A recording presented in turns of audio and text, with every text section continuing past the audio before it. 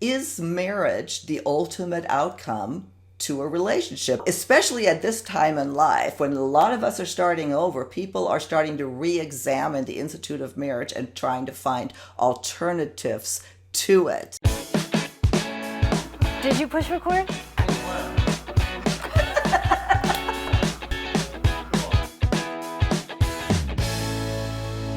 Thank you so much for joining us today on Our Second Act with Paige and Silka.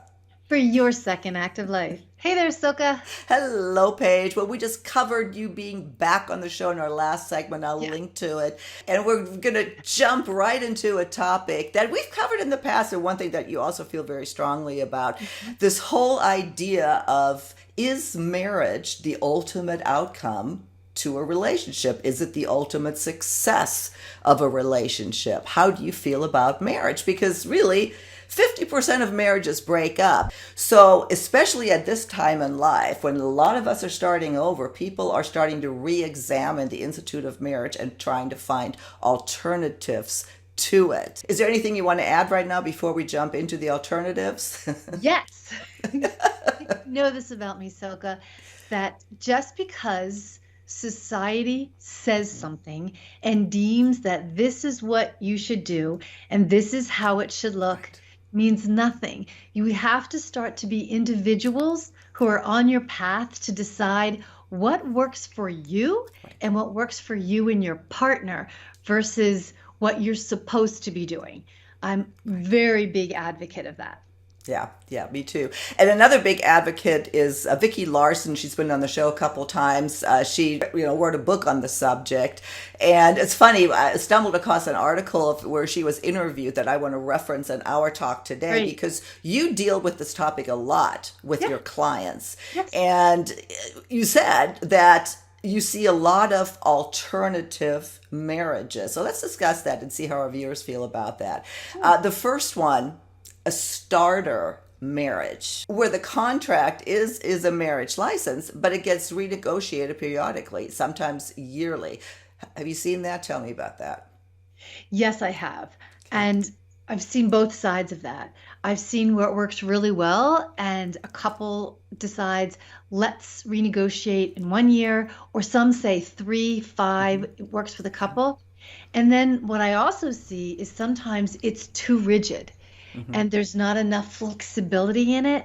Yeah. So, which is not a bad thing because they realize this maybe after a year or two. So when they go back to redo the contract, it's, you know what, this feels very rigid, very in the box. Let's shift some things around.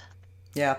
And I've heard people also in our comments, reference that every marriage should have an expiration and, why are you expected to stay, for until death do you part? And I agree with that. Why should it? Well, you know what I say about should. Yeah, should. I know. I know. The idea, I don't know how I feel about it is, I guess, again, what has society put in your head? Like, to me, is why even get married? I don't want to get married again. I'm in a long-term relationship and it's great. I don't want to get married again. So why even go there? I guess for people who want it, maybe that's a good way to dip your toe back in the marriage. Another option that really speaks to our demographic, a companionship marriage. Mm-hmm. Talk to me about that. So I see this more with women than with men, that women who have been married, who've always felt like everything was on their shoulders, they did most of the caretaking, they don't want to have the same role that they had before. And I'm going to throw a few things in the mix here. And there's several women, many, many women who I've worked with who also have backgrounds of sexual abuse that has gotten in the way of being, sexual. I've also seen many women who have different kinds of vaginal disorders where, it's just next to impossible to have a vaginally sexual relationship, and they don't want to have to go through all of the things to change that. They just want to be with somebody that's a companion. They can travel together. They're their best friends. It's sometimes a more deeper relationship because it's more about the soul to soul versus all of the other stuff. But I usually hear it a lot more from women than I hear it from men. Well, a man is certainly part of the equation, and I've heard in our Sometimes there's, female well, relations, sure. they and them, and so Well, sure. We're talking about, or at least I was talking about, the heterosexual. Yes, of course, okay. there's women and women, but I also have heard it because men are plagued with similar stuff with erectile dysfunction and this sort of thing, and I think I found, and I'm asking you that it's harder for men to be alone Oh, than women. So I think many might be open to this. And I'll throw this out to we have lots of men, as you know, lots of men watching. How do you feel about a companionship marriage? let me just make a comment about men being alone. What I've seen through the decades of doing this work is, if you think about it, as women, we have female relationships that are very intimate. We have friends. We have a different connection, female to female. Men, especially in our age group and, further along, they really don't have that same intimate relationship with their male friends. Maybe Right. there's one. So they're searching for that connection that they feel they can only get from a woman. Right. So, that's why women will stay single a lot longer, where men will jump right in again. Right. That's one of the main reasons that I've Right. seen before about what we as women offer. Right, right. And again, my question is why do we have to go to the marriage license on this? But I guess that's a question for another That's what's great about having options. If you want to go through marriage, that's fine. None of these are a bad thing. It depends what's going to work for you. That's why I'm so big on decide what works for you and your partner. Whatever works for the both of you, that's fine. Yeah, exactly. Well, one thing that works really well and it's a trend. It's a growing trend. As a matter of fact, I've done a whole video with Vicky on this. I'll link to it. The LAT marriage, the living alone together, where you maintain, for whatever reason, separate residences. Oh, I see that a lot, and I see that works because I think as we age too, we have different quirks, different things. We want our space. And sometimes it's just nice you have your space in your home. I have my space in my home. There also is a feeling of independence too, that if something happens, you're not as reliant. You can take care of yourself. Yes. So there's many, many different reasons as to why, but I'm seeing it more and more. Happening. Sometimes it's harder financially. Each person can't buy a place, but I'm seeing people rent. One person buys, the other person rents, and it's their own space, and they love it because they don't want to live around maybe someone's habits or how they take care of the house or not take care of the house, or there's many different reasons. We can list a whole plethora of reasons. Yeah. Well, and with all the benefits, there are, of course, a downside like there's to everything else. It does require a bit more trust because you are, separate. The other thing is, I just wanted to ask you, you could start out that way. Like Paul and I we have our own residences, and then we have a house that we have together. Yes. And that where we'll end up retiring. But yeah, we totally have that lat mentality that's worked very well for 10 years. So that's going into it. But what if you are married? Because I read that there's couples that instead of getting a divorce will, split up, if you will. But does that maintain a marriage? What's your opinion on that? I have a handful right now who Okay. who are doing that, and a couple of things I see. Sometimes it's a way to gently separate and go your own ways. Right.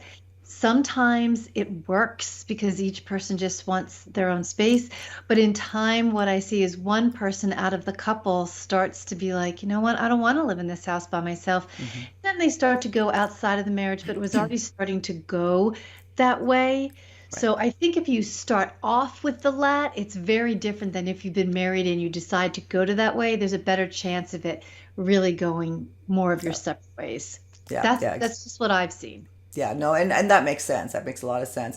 The next one, the safety marriage. That's interesting, and it's basically it was a safety marriage, as it's written here, puts the need for financial and even emotional security on par with or higher than love, to marry. That there is you're marrying for either financial reasons or maybe for a visa or something. Yeah, it happens all the time. Can you do that successfully? Well, how do you define success? That's would be like, what's the main purpose? Because when you're doing things out of fear, Hmm. to me, that's more fear-based. When you make choices out of fear, it's never going to be the best choice for your highest good because Hmm. fear's driving it, not Yeah. trust. So for me, I have more of a basis of, I'm not really sure about that. Two people can go into it, but eventually someone's not going to have as much fear anymore. And they're going to be like, why is this happening? Is the other person getting too needy Yeah. because now they're relying on me too much? Again, when it comes out of fear, it's really not the best for your highest good. That's just my thought there. Yeah. And I think we need to clarify, maybe I didn't do that when I introduced this, that yeah, I mean, people obviously, there's the gold diggers or the men that want to, nurse with a purse. That's really not what I'm talking about. It's when you consciously, or this is what Vicky recommended or said is happening as a alternative to marriage, that they know up front you have that established that one of the main reasons you're getting married is for this. And eventually, Yeah. there's the emotional side. Hmm. And if you're not getting needs met, like there's a whole other thing that comes with this of if you're just doing it for financial, you get along well. Eventually, if you want to be intimate with somebody and that's not the person, now we're talking about, is there an open marriage that comes with this? Does somebody start to date somebody else? Like there's always, always an emotional component to whatever choice that you make. And you better be very clear as to where you emotionally stand before you go into something like that. Yeah, exactly. The well, you just brought it up. The last one, an open marriage. Ah, That is such a huge debate. It's when, in our definition here today, acknowledges that humans are sexual beings who have physical attraction to a number of people at the same time, and yeah, you have sex with others outside of the marriage. again, this is just what I've seen through the decades of doing this work. Uh, it starts out really well. Eventually, what I've seen is somebody starts to get Hmm. jealous, somebody starts to Yeah. get resentful, somebody starts to get angry. And because for whatever reason, maybe their partner is really enjoying too much Hmm. what they're doing over here. Again, it's the emotional state of where you are that you may think great, but again, the emotional state comes in, and I just have not seen it go through to be successful where both people are still very close with each other while they're going out and doing what's needed. Hmm. If there are, relationships like that out there, that's great. I think they're more in the minority. Again, this is Hmm. my opinion from what I've seen through the decades. Somebody's feelings always change, shift, get hurt. Something comes out of this. I guess the intent of going into an open marriage or declaring that you in an open marriage is because we acknowledge that there's lots of infidelity. Yeah. So this way, instead of having it be something that you're doing to your partner or something hurtful, if you acknowledge this is going on, you have permission to do it, then it's different. But again, Exactly. yeah, but then again, attaching marriage to that, Well, as an open relationship, I don't know. I have a lot of trouble with that. I, Exactly it's the what you said. emotional component that Right. you can both go in and be like, yeah, this is going to work because we're people who just don't want to be with just one person sexually. Somewhere down the line, somebody changes. Their Yeah. emotions change. They grow a different way, just like people grow in relationships. And emotions get in the way, whether it's hurt or resentful, or you start to see your partner enjoying the other person, maybe even more than just sexually. And then you Yeah. start to get hurt, whatever it might be. So I'm sure we'll get comments on this one, Oh, which is absolutely, and fine. I look forward to them. Yeah. I've looked into doing a segment on swingers. That's another thing that, believe it or not, is it happens a lot in the over Yeah. 50 because you're now trying different things. And that was also said is while you're there with your partner, not everybody likes to watch their partner with someone else. I mean, to me, I don't know. To me, it's just fascinating that you would go into that. And the whole time as I'm talking, as I'm reading this, marriage, marriage, marriage. Why call this a marriage? To me, it's an alternative relationship. And I think I want to ask that question to Jonathan Noble. He's another one. You haven't met him yet, Paige. He's an attorney. He's a crack up, and he has some real, he's a divorce attorney and has some real interesting opinions on marriage. So is there anything else that you want to add on this that I didn't bring up? I just wanted to comment on what you said about, marriage. Again, it goes back to what is each person's definition of marriage. Right. Because if you're following your own path, there's nothing wrong with the definition that you have of marriage if that works with the person that you're with. Mm-hmm. So it goes back to, is this societal norms? Is this what they say we're supposed to be doing? You have to redefine and define who you are, where you are, what's going to work for you and what's going to work with the other person, or maybe there's multiple people in your marriage. Mm-hmm. Yeah, which is those relationships are coming up too. Yes. No, you're right. It is. What is your definition? To me, marriage is a contract. It's a license. It's a legal document, which I personally wouldn't want attached to any of these relationships. I think it's problematic. So Paige, again, thank you so much. It's so great to have you back. I'm also going to link to one of our videos that we did, Over 50 Still Single, What's Wrong? That's another one. Why aren't you married? I mean, marriage it's a problematic thing. And even at this point in our lives, we still struggle with either having achieved it successfully or not. So we'll see you again here soon on Our Second Act with Paige and Silka. For your second act of life. See you, Silka.